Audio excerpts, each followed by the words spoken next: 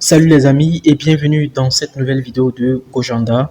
Ici c'est Jacob Gomez, je suis formateur et développeur web. Dans cette nouvelle vidéo, on va parler ici des pseudo-éléments en CSS. Si vous êtes nouveau sur la chaîne, je vous invite à vous abonner. Voilà, pour ne rater aucune vidéo. J'oubliais de vous, voilà, si vous êtes nouveau, je vous souhaite d'abord bienvenue. Voilà, c'est d'abord ça, bienvenue. Et n'hésitez pas à vous abonner et activer la cloche de notification. Alors, aujourd'hui, on va essayer d'aller beaucoup plus en profondeur par rapport au sélecteur CSS. On va s'intéresser ici de façon particulière, voilà, aux pseudo-éléments en CSS. Donc, les pseudo-éléments en CSS, c'est voilà, un mot-clé qui va nous permettre ici de pouvoir mettre en forme certaines parties d'un élément ciblé par la règle, pas une règle CSS. Ici, par exemple, le P, deux points, first line, ici, il va nous permettre de cibler, voilà, de sélectionner les premières lignes, voilà, de chaque paragraphe. Donc, pour pouvoir reconnaître ici un pseudo-élément, il faut tout simplement ici faire référence aux deux points. Lorsque vous allez voir ici deux points, voilà, précédé d'un mot-clé, alors ce mot-clé, enfin, alors cet élément-là, c'est ce qu'on appelle un pseudo-élément. Par contre, il y avait une ancienne syntaxe ici, voilà, je vous montre. Lorsqu'on vient sur la documentation ici, deux points, voilà le pseudo-élément. Cette syntaxe était prise en charge, voilà, par les vieux navigateurs parce que voilà, il y a toujours ce problème de vieux navigateurs là. Mais je pense qu'aujourd'hui, enfin en 2022, on n'aura plus à gérer ce genre de tracas là. Voilà, beaucoup de gens ont des navigateurs beaucoup plus récents, donc on n'aura plus à utiliser cette syntaxe là. On va beaucoup plus préférer utiliser la nouvelle syntaxe. Mais si vous voulez vous travailler sur le vieux navigateur, n'hésitez pas à utiliser juste cette syntaxe là. Cela va correctement fonctionner. Voilà.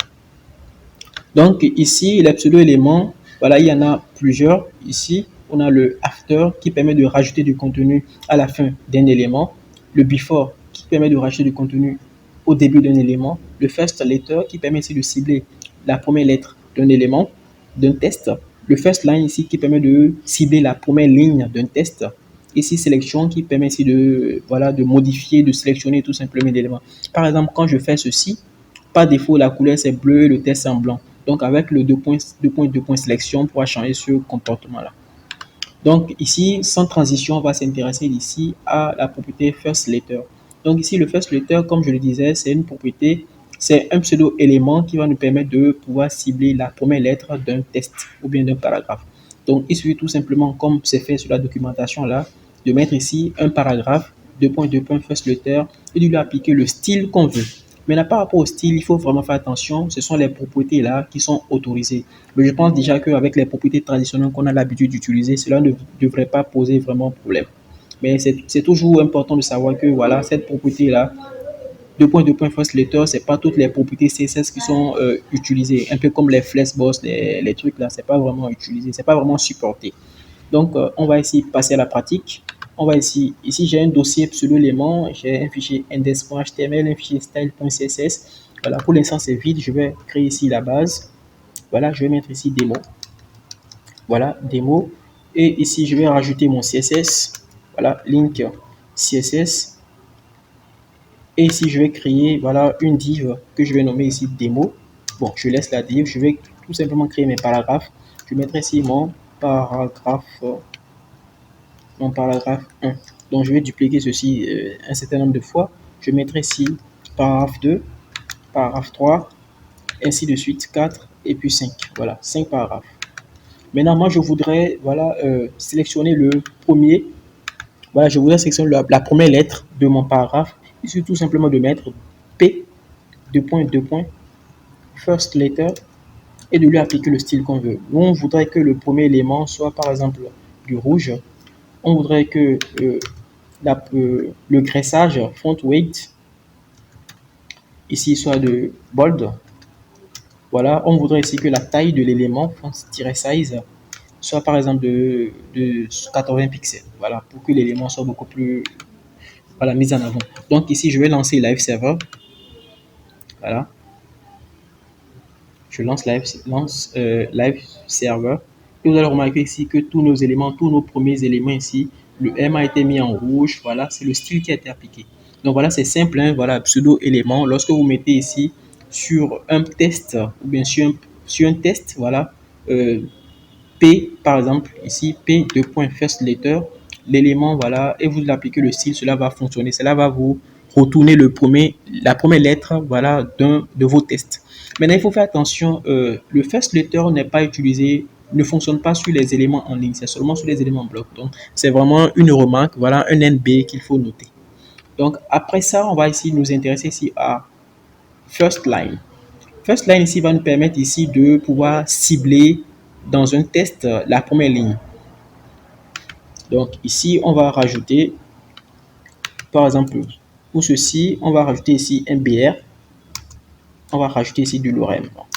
Ok, donc en gros, pour le deuxième paragraphe, nous avons voilà deux lignes. Bon, on vient ici, on va voir ça. On a deux lignes ici. Donc première ligne, deuxième ligne, bon, voire même trois lignes. Donc nous, on voudrait que la première ligne soit de couleur bleue. Voilà, on va tout simplement faire ceci. Je vais supprimer, bon, je peux laisser ça. Je vais mettre ceci pour P. Ok, deux points. First letter, first line. Je voudrais que les premières lignes de mon paragraphe aient une couleur bleue. Voilà, couleur bleue. Et tac, voilà, comme ceci. Et tac, vous voyez, toutes les premières lignes, voilà, ont pris ici la couleur bleue. Vous voyez, c'est vraiment intéressant. Enfin, ici, on va parler ici de sélection.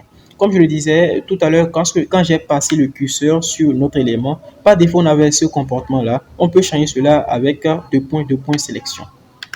Donc ici, lorsque je veux faire ceci, deux points, voilà, deux points sélection, et que je fais comme ceci, je voudrais lui donner un background un peu dégueulasse, yellow, voilà, yellow, et je voudrais que le test soit, le test, voilà, le test soit blanc, white, tac, tac, tac, voilà. Lorsque je viendrai sur ici, lorsque je ferai ceci, vous voyez, ça pique les yeux, mais bon, c'était juste pour l'exemple. Voilà. Donc, en gros, voilà trois propriétés très très simples de pseudo-éléments. On a ici le first letter qui permet ici de sélectionner ici la la première lettre, le first line, première ligne d'un test, et ici le deux points sélection qui va nous permettre de pouvoir voilà, sélectionner nos éléments. Donc, enfin, voilà, nous allons parler ici de after et de before. Voilà, c'est les deux pseudo-éléments les plus utilisés. Voilà, after puis before. L'intérêt ici d'utiliser ici les pseudo-éléments, ça va nous permettre de pouvoir économiser beaucoup de lignes. Vous voyez, de façon traditionnelle, si je voulais ici sélectionner sans JavaScript, hein, si je voulais sélectionner ici la première lettre de mon paragraphe sans JavaScript, j'aurais fait ceci. Je ne sais pas comment vous aurez fait, mais moi j'aurais fait ceci. Une span ici. Et j'aurais mis ici le M à l'intérieur. Et à l'intérieur de cette span là, j'aurais fait ceci, classe. Et j'aurais fait ici par exemple important, voilà, important, voilà, important, et j'aurais fait importante pour ne pas, peut-être que important c'est un mot clé, voilà, bon, important. Donc je viendrai ici, je fais ici important, voilà, je vais mettre ici une couleur purple, bon, pink, voilà, bon, purple, une couleur qui est purple, et je vais changer ici le font size, je mettrai un 20 pixels pour réduire un peu. Voilà. Lorsque je viendrai ici,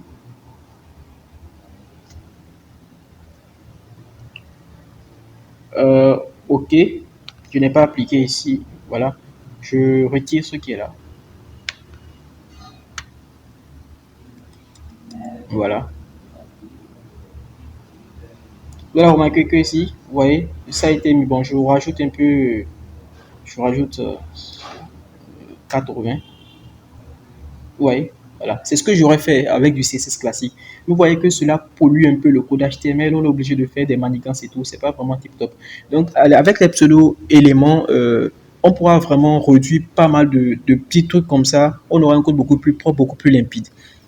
Maintenant, ici, on va parler des dernières propriétés. Voilà, le after et puis le before. Le after et le before vont permettre de résoudre aussi le même problème. Pour cela, on va prendre un autre exemple. Voilà, on va prendre d'abord un exemple très très simple. Je vais laisser ceci, je vais retirer ceci. Hop. Euh,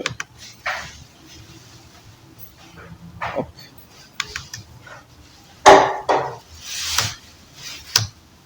Voilà, je vais créer une div. Dans cette div, je vais ici mettre une classe démo. Classe-démo. Voilà, pour cette classe-là, je vais rajouter des bordures démo. Voilà, je vais mettre ici une marge de 20 pixels en haut et en bas. Bon, 20 pixels de tous les côtés de toute façon. Voilà, je vais mettre ici une bordure de 1 pixel solide black. Tac, tac, tac. Voilà, on va déjà voir à quoi ça ressemble. Donc, je peux rajouter un peu de padding juste histoire de faire un peu joli.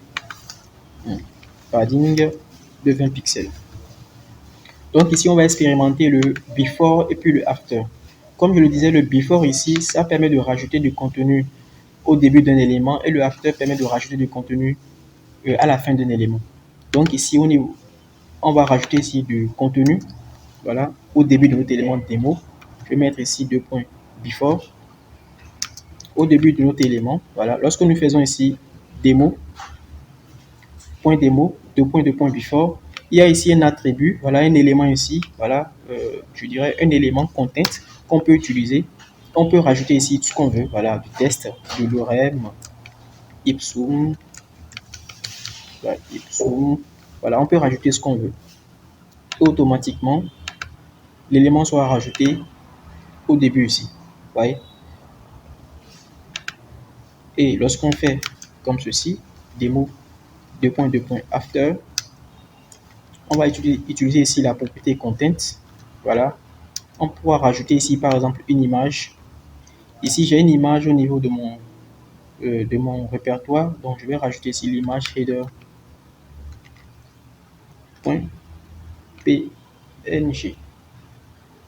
Voilà, l'image a été rajoutée. Vous voyez, c'est vraiment pratique d'utiliser le after et puis le before. Donc lorsque vous inspectez un peu le code, voilà, pour voir un peu ce qui se passe derrière. Hop. Vous allez remarquer qu'il y a, voilà, le after ici. Bon, voilà. Vous allez remarquer ici qu'il y a un before qui a été créé. Ici, il y a un after qui a été créé. Comme ça, on peut rajouter dynamiquement du contenu à notre élément HTML sans pour autant polluer au fait le code. Je vais vous donner quelques cas d'utilisation au niveau de after et before pour que vous puissiez comprendre un peu de quoi il en retourne. Donc ici, je vais créer ici un UL et puis LI. Donc je mettrai ici démo 1, je vais dupliquer plusieurs fois, démo 2, démo 3, démo 4, démo 5. Bon, j'ai 5 démos déjà, c'est pas mal. Donc ici, je voudrais par exemple, bon, je peux retirer ici l'image parce que ça gêne un peu. L'image, je peux rajouter ici content une image. Voilà. Donc voilà les éléments que j'ai. Donc ici, au niveau de mon UL, LI, je vais faire ici un before. Voilà. Before content de point de ceci. Ouais, c'est vraiment pratique. Je peux même rajouter de l'espace dynamiquement ici, automatiquement ici. Vous voyez, c'est vraiment pratique. Je peux même créer ici des badges. Voilà, UL, LI, 2 points, after. Ici, je fais un content ici d'un chiffre, par exemple 3, 5. Je peux ici lui donner ici un padding de bon, 5 pixels, 3 pixels. Voilà. Un background color, le dièse CCC. Un color white. Déjà, on va voir ce que ça donne. Voilà. On va arrondir un peu. Donc, border radius de 50%. Voilà, je voudrais que ça soit totalement arrondi. Voilà. Et je peux faire comme ceci. Vous voyez, bon, on peut encore travailler là-dessus, mais on ne va pas trop perdre le temps par rapport à ça. C'était juste pour vous montrer toutes les possibilités par rapport à ça. Donc, pour finir, on peut aussi faire ceci. Pour finir, par exemple, je prends un autre cas. Je vais prendre ici une div. Et dans cette div, j'ai des paragraphes. Voilà, 3 paragraphes. Et ici, bon, 3 titres. J'ai 3 titres.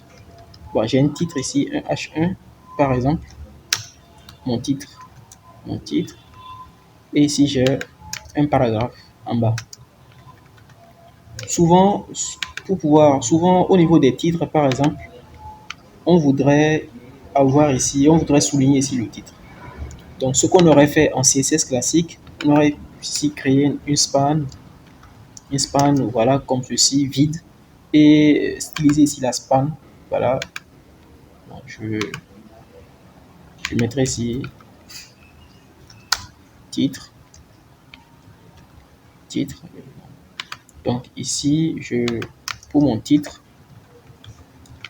je mettrai ici voilà, un width de 30 pixels par exemple, une hauteur de 5 pixels, height de 4 pixels, voilà, 4 pixels, et ici un display block, voilà, pour que l'élément soit en bloc, display block, et ici un background black.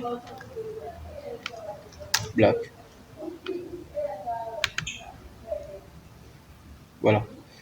Je pense que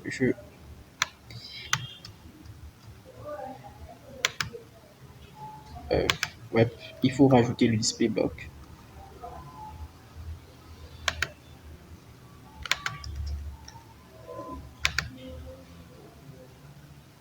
Voilà. C'est au niveau ici.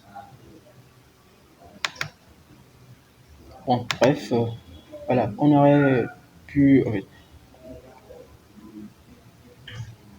Je me rappelle plus de comment on gère ça. Ok. Voilà, ici, où est la spam? Ok. Bon, voilà. Bon, on aurait pu mettre ici l'élément bas. Donc, on va réduire ici les marges et tout pour gérer cela. Donc, on va pas se tracasser à faire tout ça. Déjà, ça pollue déjà le code HTML. Voilà, ici, on est obligé de mettre ici un titre qu'on ne comprend pas vraiment le sens. Donc, on peut utiliser ici la puissance de after before. Donc, ici, ce qu'on peut faire, on peut retirer ça. Ok. Donc, ici, au niveau de mon titre, donc, ici, je mets ici une classe tiret. Ici, title. Donc, dans mon titre, ici, 2 points, title, je vais title, 2 points, after, parce que après mon élément, voilà, je voudrais avoir comme content vide. Voilà, du content vide. Ce content vide, voilà, un display block pour qu'il soit en ligne, display-block, voilà, pour que l'élément vienne en ligne. Ici, un width ici de 30 pixels, voilà, comme ce que j'avais fait, une hauteur de 4 pixels, un background color ici de black.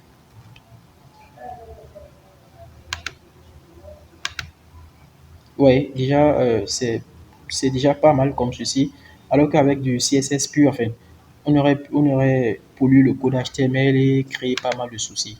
Ouais, déjà avec le after, before, on a pu régler facilement ce problème-là. Voilà, on a pu mettre ici le tiret là. Bon, je peux rajouter ici jusqu'à 50 pixels, un truc comme ça. Voilà. Donc, il y a encore pas mal de cas d'utilisation avec les after, before. On peut rajouter ici des contenus dynamiques, des comptes et tout. On peut rajouter ici voilà, lorsque je fais déjà content, vous allez voir des propositions. Content. Vous allez voir ici, voilà, la TTR, les comptes, voilà, calque, URL. On peut faire pas mal de choses avec cette propriété-là.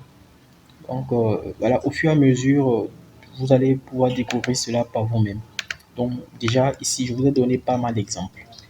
Donc, les amis, c'est tout ce que je voulais vous montrer dans cette vidéo. J'espère que vous avez apprécié. J'espère que ça vous a permis quand même de, voilà, d'apprendre de nouvelles choses. Si vous avez aimé, n'hésitez pas à vous abonner à la chaîne, à partager la vidéo à vos amis. Et sur ce, je vous dis à plus pour de très très nouvelles vidéos.